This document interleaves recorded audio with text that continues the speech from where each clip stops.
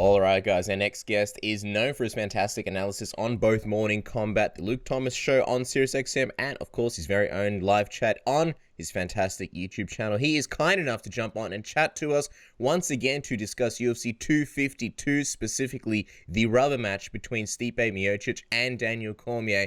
Luke Thomas himself, welcome back to Submission Radio. How are you, man? Good, boys. How are you? Well, we're excited to have you on the show, Luke, and that is because there is a big heavyweight fight going down this weekend between Stipe Miocic and Daniel Cormier. Now, I want to get your excitement meter for this fight, and also, you know, people are talking about that this fight is for the right to call themselves the greatest heavyweight in UFC history. I wonder if you agree, and how important do you think this fight is for the history of the division? Okay, so how excited am I? Pretty excited. The fights have been good recently, but I'm sure you boys have felt there's not been exactly a ton of buzz and traffic for them. Oh, yeah. So, yeah, it's nice to get a pay-per-view back because that's obviously better for business. So, and just on a basic level, obviously I'm excited. Also, it's nice to have a the fight does not feel that big, but I don't say that in a pejorative way. I say it like I'm almost kind of relieved that there's not some kind of exhausting during the pandemic ugly feud we'd have to be pouring over. So that feels pretty good. Candidly, I'm excited for the main event, and I recognize that the stakes are bigger than any other fight on the card. If you're asking about a personal level of excitement, the co-main event has got me a little bit more interested between Sean O'Malley and Chito Vera, which I'm sure we'll get to. But in the main event, I'm sorry, I don't really buy this idea that this is for like the greatest of all time at heavyweight. I don't really think that that's true, or at a bare minimum, the winner of this bout might be able to make a claim to it, but it's not an uncontested claim. Now, if you want to say best heavyweight of all time, that's probably on the line, but even then, it's a little hard for me to make that claim, which is to say, if Stipe wins, well, okay, he wins it walking away, right? That's fine. But if Cormier wins, I mean, you can probably give it to him too, but I mean, here's the problem with the argument. It's not that I'm super against the idea of Cormier being considered the all-time best heavyweight if he wins. On a personal level, like, do I think he probably is on some, in terms of talent? Yes. But there's a difference between doing what Conor McGregor did in a division and what Jose Aldo did. You know, Jose Aldo spent a long time there putting a body of work together for the wins at 145 pounds. Make no mistake, man, Conor McGregor's wins, including one over Jose Aldo, as we all know, is super impressive. If anything, his resume has aged really well with Poirier on it and Holloway on it and everything else.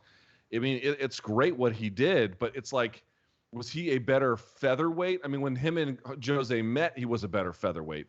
But in the totality of the experience, who was a better featherweight, and who was a better featherweight champion? The answer there is pretty easily Jose Aldo, given, yes, he may have lost to Conor, but the body of work is much bigger. So it's like the argument for DC is, well, you know, who does he have on his resume at heavyweight that's really good? Barnett? I guess Bigfoot Silva would count because he was coming off that Overeem win in the Strikeforce Heavyweight Grand Prix, so I'll give him that one.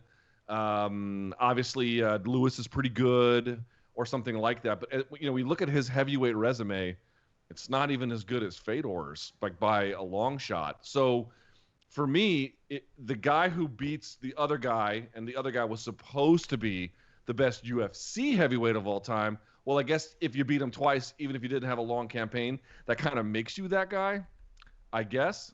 I just think the clearest case would be Stipe's because he has done nothing but heavyweight, and then he would have the 2 wins. After that, I'm sorry, I feel like it is very, very debatable. It's interesting as well because apart from what's on the line for this fight, also the state of the division is going to be in an interesting sort of position depending on who wins, right? Because you got Daniel Cormier, if he wins, and then he retires and sort of gives up the title, then it kind of, well, Stipe just got beat, and then it kind of leaves the division wide open. Whereas if Stipe wins, then you've got a guy who's the champion, who's quite proven, and everybody knows is one of the baddest guys in the division. I'm just wondering, what do you think is the best case for the division come this weekend? I think it's not that I don't. Well, I don't really care who wins, but it's not like I'm like, oh, I don't want to see Daniel win. That's not what I'm saying.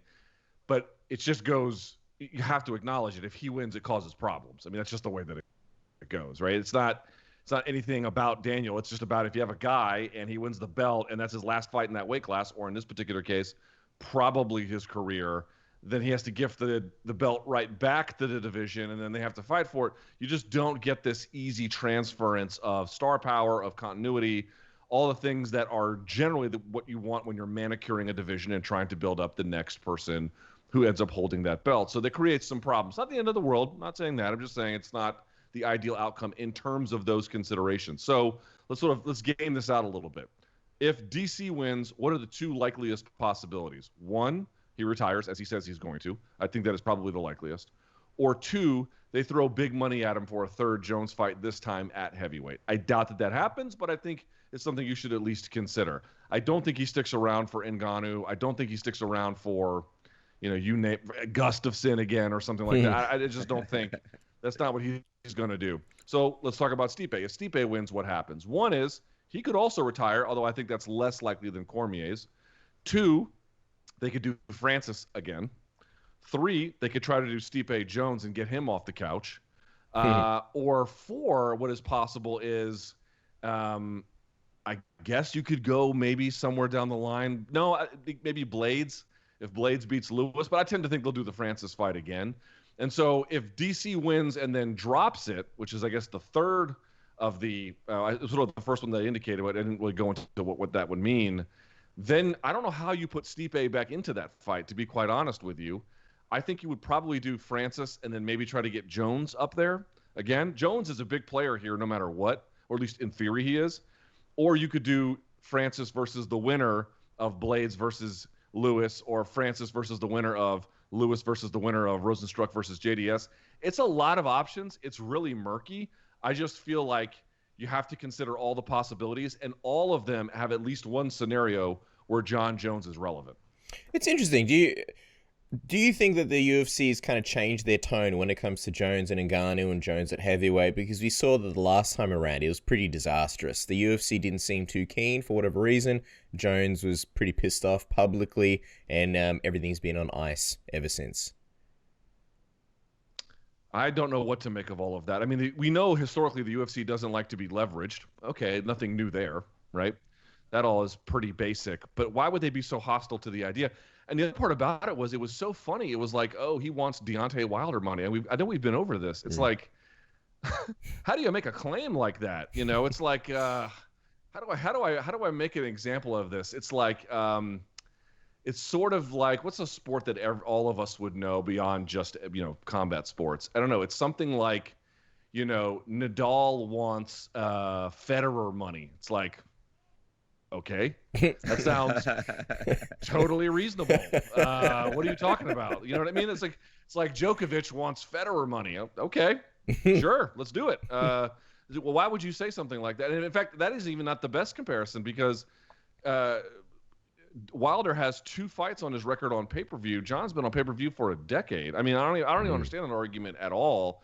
And the biggest selling pay-per-view that Wilder had was 75 or so, which only matches the rematch with DC. It's like, what about all the other pay-per-views that he had? It's the worst argument you could possibly make in defense of like cutting somebody's pay. Okay, but they just didn't want to pay him that, right? They wanted to keep it what it is. They wanted to say you could make more if you took a more high-profile fight, and the pay-per-view sales were more. Okay, but why did ultimately Jorge Masvidal get a bump? I think it's probably 2 reasons. One was just the emergency situation that was involved, which is something that is not going to be a benefit that Jones has, as we understand the circumstances today. On the other hand, I really believe this. Those people at Fight Island, they paid for all the logistics. They paid for all the COVID testing and everything else in between, transportation, and a site fee on top of it. And I can only imagine what that site fee must have been. I suspect it is substantial, because they want them to bring big fights there. You guys have probably seen the reports that they might delay by 1 week the Adesanya and Costa fight to the 26th, which would mean on September, which would mean it would be put back in Fight Island, which means it would be in the big cage. A lot to unpack there, but the point being is they're putting another title fight back there. Now, I don't know if they're going to put all of them there. Obviously, this weekend is not going to be there. I'm just saying it's a thing they're thinking about. So if those people put a bunch of money out and they want to see Jones And Jones is as irrelevant a choice for, let's say, Francis or Stipe as anybody else, and that could help get him out. I mean, they didn't strip the guy, right? Which, granted, is for light heavyweight, but the symbolism of stripping him would be like, we're moving on from you, period. Not merely at light heavyweight. They kind of just let him have it. So to me, that means they still are thinking about him. They have to offer him fights, I suppose. I think that there might be a way not to get what he wants, but more than what he was going to get before. Very interesting there. It's a good point, though. They're not exactly pushing a Dominic Reyes or a Jan fight for Jones right now. Dana White's not on the blower after fights, criticizing Jones for not taking those fights. So it's interesting to see what they want to see with him next. But speaking of cage sizes, Luke, this week, just going back to the fight this weekend, DC and Stipe will be fighting in the smaller cage. Now, Stipe has said that he trains in a cage around that size and he's used to it. So even though it might be a bit of a disadvantage, that's just the way things go. But how much ultimately do you think it might impact on what we see this weekend at UFC 252? I think it has a huge role to play. And I put this out on YouTube, and I'm a hypocrite for it times a billion, which is like when they first went to the Apex, I really was a big fan of it because of the smaller cage. And then they put, good fights at UFC 250 on there, and I never complained. They put DC versus Stipe in there, and I was like, great. And then they're like, we're going to do Adesanya Costa. And then I was like, I don't know that I like that as much because that would, for that fight, that one has a enormous impact. This one too, don't misunderstand me, but like that is a transformative X factor for the fight between Adesanya and Costa. Like if you liked Costa's chances before, you should like him a little bit more after that. Not saying he wins outright, but I would like his chances infinitely more in that smaller cage than in the bigger one. Now, as it relates to this fight this weekend, I think it has a big role to play. The question is just how he uses it. So if you actually go back and you watch the second fight, the one that was A, obviously more recent, but B, longer, what you get out of that is, yes, at times it is true early that Cormier was walking him down, and the ability to do that at shorter distance, all the way around is going to be majorly impactful for him if the fight plays out that way. But things happened in the fourth round that were not like that. In the fourth round, first of all, Stipe began to march him down at times, or there were times where DC would still march him down, but Miocic would use that to his advantage to then go to the body. He would absorb that pressure much more easily and use that to dig to the body, dig to the body, dig to the body. He would feint as DC was coming in. DC puts the hands up, and then when the hands come up, bam! You guys saw it, went underneath over and over and over again, changed angles on him, and then went to a 1-2 upstairs, and that was all she wrote. So it's like, I think in general, the smaller cage is probably going to benefit DC because I think DC is also going to go for his wrestling on this one. And a lot of that might cancel out, but it certainly changes the dynamic of the second fight. And, in general, he likes to walk guys down. But I think Stipe has been with this guy for basically 5 rounds, right? Not in totality, or not in one fight, but, put the two together. I mean, that's 25 minutes or so he has spent there. He has got a good idea at this point of what will work and what won't. It's not the same, given that this one will be in the smaller cage relative to the first two. All I'm pointing out is, while I do think that the smaller cage confers some advantages upon DC and his style, I also think there are ways in which it could undercut the normal pathways by which DC delivers punishment. And no one has done that better than Stipe Miocic relative to those considerations. It's interesting you mentioned the hand fighting, and that's the thing. In the second fight, DC has this style where he likes to hand fight. He puts his hands out, he tries to take away your jab, which Miocic has a very good jab, but unfortunately it leaves him open to body shots, which is what Miocic figured out, and that changed the entire tide of the fight and got Miocic the win. So if you're Miocic, do you go in there and just think, well, I need to hammer away at his body, be patient, but hammer away at his body, especially in some of those clinch positions where Stipe wasn't really all that active in the second fight. He was more than happy to just release the clinch. Now he can go to the body. And if you're DC, when you've got this style that, revolves around putting your hands out, how do you fix something like that and get rid of this, gaping hole that you have, this disability, so to speak, which is to leave your torso open and vulnerable? So this is why I think the wrestling is going to be a big part. People forget in that first round, do you guys remember he picked Miocic up and slammed him and in the center of the octagon? Do you guys remember that? And held him on his shoulder for a good 10 seconds. was looking around for the best place to dump this dude on the mat. Yeah. That's pretty impressive. I was like, God damn, So I think it's going to be much more of a role for that reason. So, like, when did he land? When did DC land after the body shots started landing? Because folks forget this. He also landed a bunch of them, I think, in the second. I got my notes here. Yeah, in the second round. Mm-hmm. He put a bunch of them in the second round. Now, obviously, the fourth was the one where all of the real damage was done, but he had tasted a little bit earlier. So, what was the thing that DC would do when the body shots started coming and he would have some success with? Rather than, as you noted, sticking his hands out, grabbing, because what he likes to do is normally likes to walk into someone, grab their hands, and then punch on top or punch underneath himself, right? That's sort of like the way he likes to manage it. What Cormier ended up adjusting to was just waiting for the feint or something from Miocic, and then he would just fire a 1-2, boop, boop, and it would land every time because Miocic was waiting to go to that body. He was waiting for the hands to come out. Now, obviously, Miocic got the better end of it ultimately, but there were moments there where if Cormier kept the exchange close, minimal, not like one strike, but 1, 2, 3 quickly, one behind the other, and then didn't spend an extended period of time, just even a little tiny window going like this, he had a lot of success. So that's something he could bring back as well. The other thing, and I really wonder about this for Miocic, if you're him, where could you have some success? Because we know that DC could get to the wrestling. We know in the clinch he's going to be pretty good, right? Once he gets an underhook on you, all those guys at AKA, they get one underhook on you and then just go to work with the other hand. That's actually how he won the first fight. What could Miocic do? Was one thing I was really thinking about, which is leg kicks. I really thought that leg kicks would be a much bigger part, frankly, of either guy's game for the reasons you noted. DC wanted to take away the jab of Miocic. Now, he was able to take that away from other means. But even for Miocic, you got to slow down Cormier. And you can't go too high because then he can catch it, right? That's something you don't want to be able to do. But like a calf kick where you could calf kick and then exit, or a calf kick and put something behind it, and you could be far enough away. Joseph Valtellini, shouts to Bazooka Joe, he's got a whole video out about why the calf kick has become more popular in MMA. And one of the main things he shows is that the distance you have to be relative to your opponent to throw one of them is actually a little bit further away with the calf kick. So you're in a much, not like a crazy safer, but it's a safer range than if you're doing the old school Thai, Dutch, center of the thigh kind of leg kick. Why can't Miocic get back to that? It's economy of motion. It's safer distance. He can get on his horse again.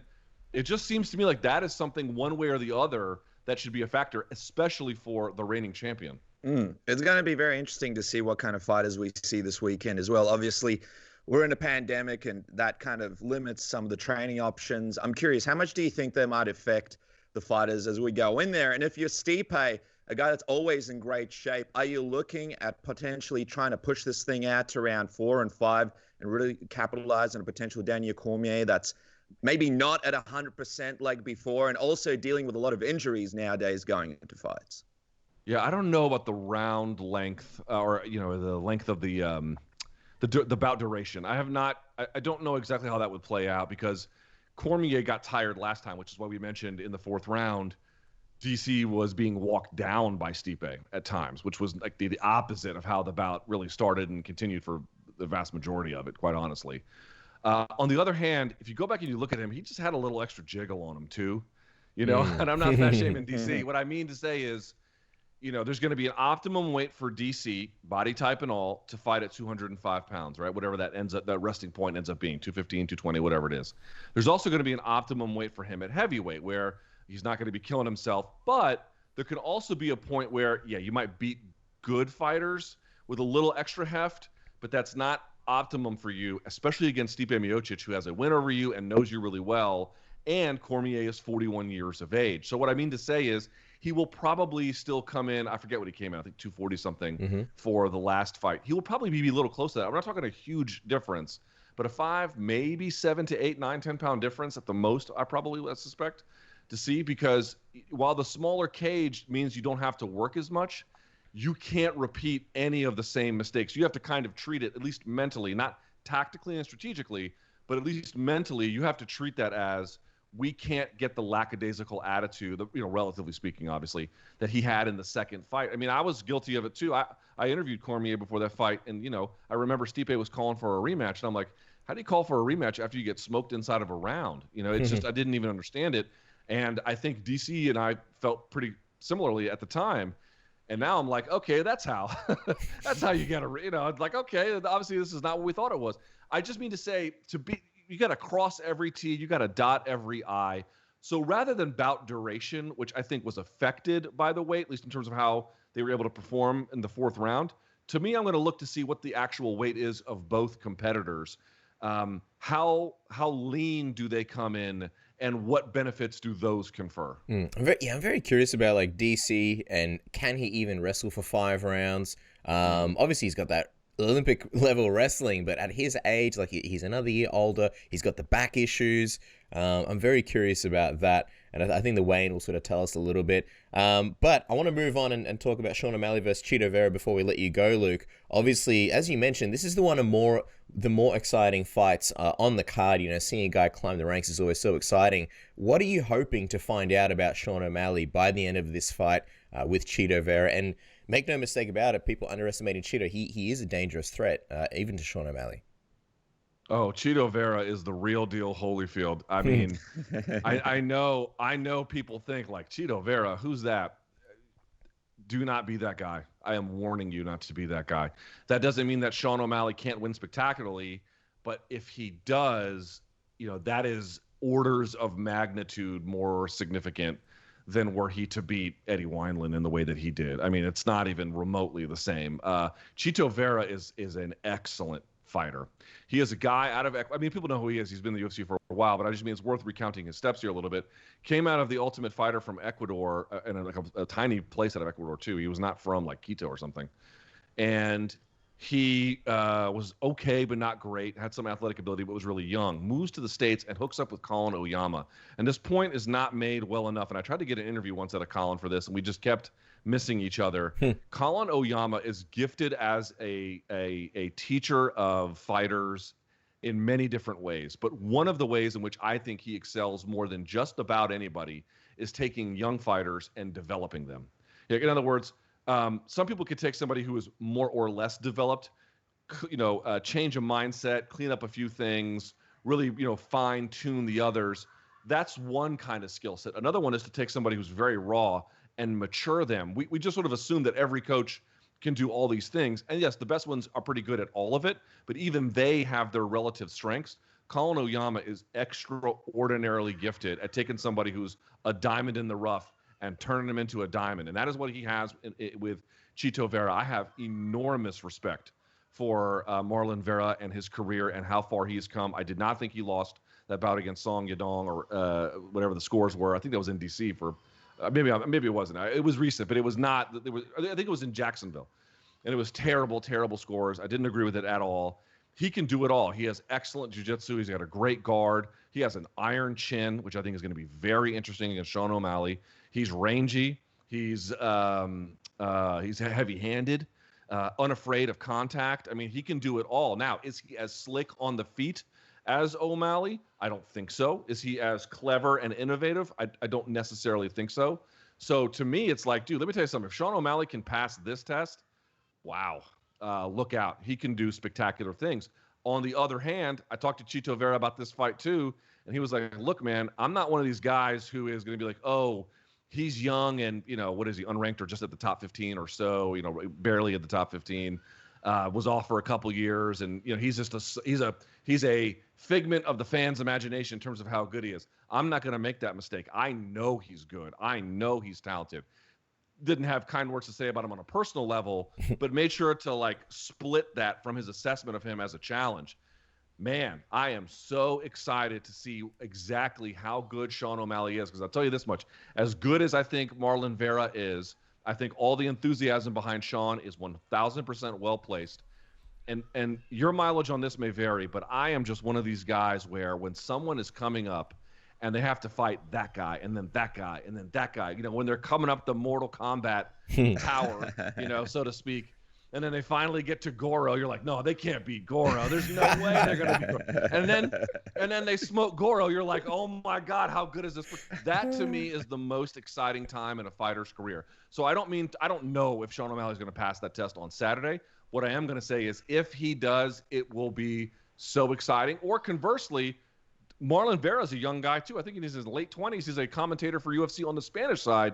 it might be his coming of age moment as well. Either way, super, super exciting contest.